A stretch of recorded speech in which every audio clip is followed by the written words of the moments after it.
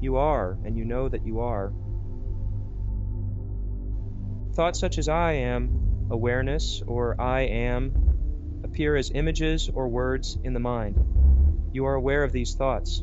Before they are there, you are. When they are there, you are present. When they subside, you are present. You are aware of thoughts. Therefore, you are not the thoughts. The same goes for perceptions, sensations, feelings, or anything else of an objective nature. Set all those aside and realize that whether those things appear or disappear, you are. You must be there as the knowing presence, aware of those things. This is not some logical assertion or difficult point to figure out in the mind. It is intuitively obvious and clear beyond any doubt whatsoever. You are, and you know that you are. These are facts and have nothing at all to do with the mind or any other objects or states.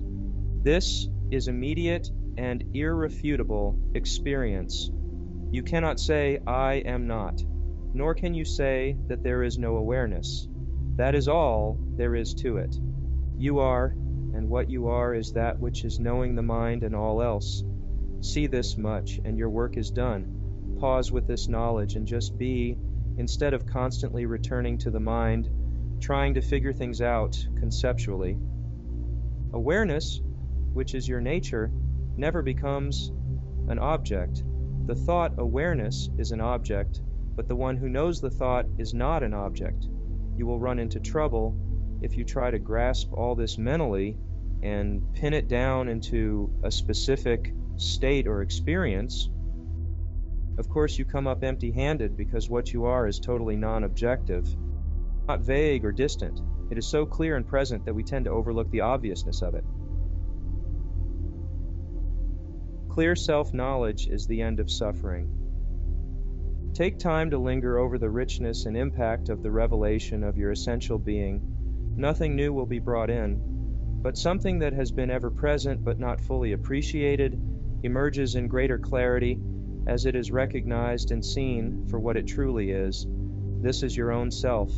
All troubles come from not fully or clearly seeing this.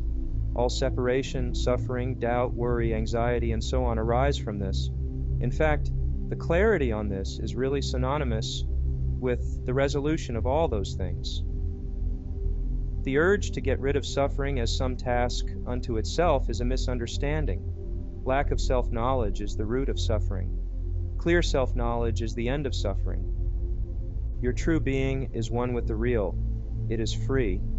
It is untouched by suffering. The full, clear, and direct knowledge of your essential self is the direct means to the resolution of those things. This is because your real being is already free of those things by its very nature. With this clear, not merely as verbal assertion but in direct immediate knowing, any residual beliefs, concepts, or tendencies are easily dismantled and seen through by relying on the touchstone of what you already know as true. If the truth of who you are is not fully clear, then any attempt at seeing through erroneous concepts is done while still retaining some of the unexamined false identifications. And so the seeing is not usually penetrating or conclusive. The thief slips in the back door, so to speak, and gums up the works. For example, take the notion, at last, I have it, and I am free. This is clearly an I wanting to claim some new state. This would never be asserted by one who has looked deeply into his or her real nature.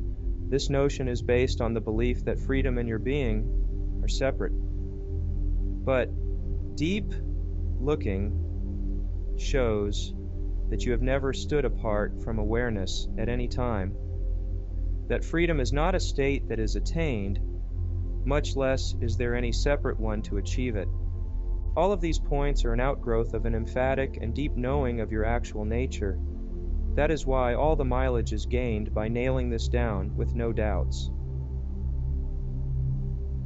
Everything else is just frosting on the gingerbread.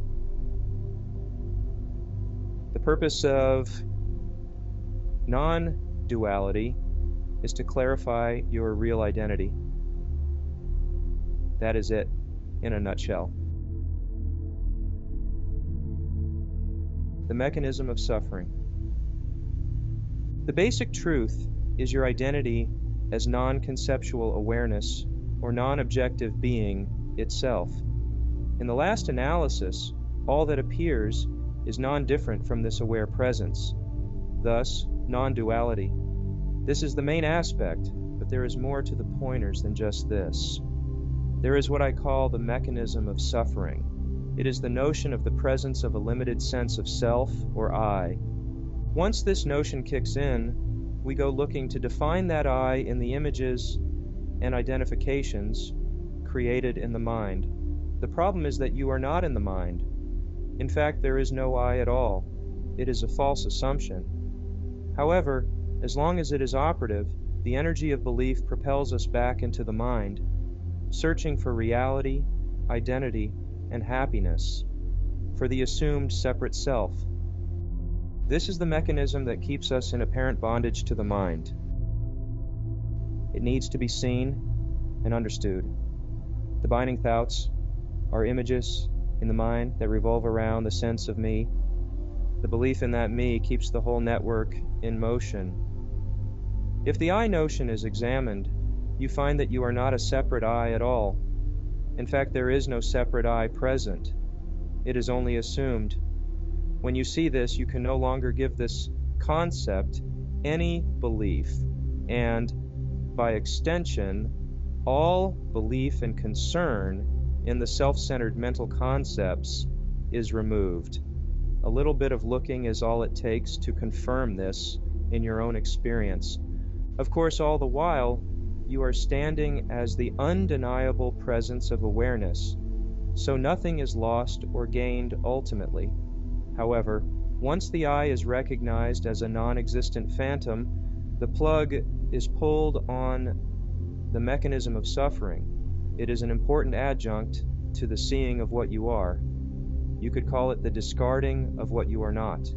You are not, and never have been, a separate self or person apart from awareness.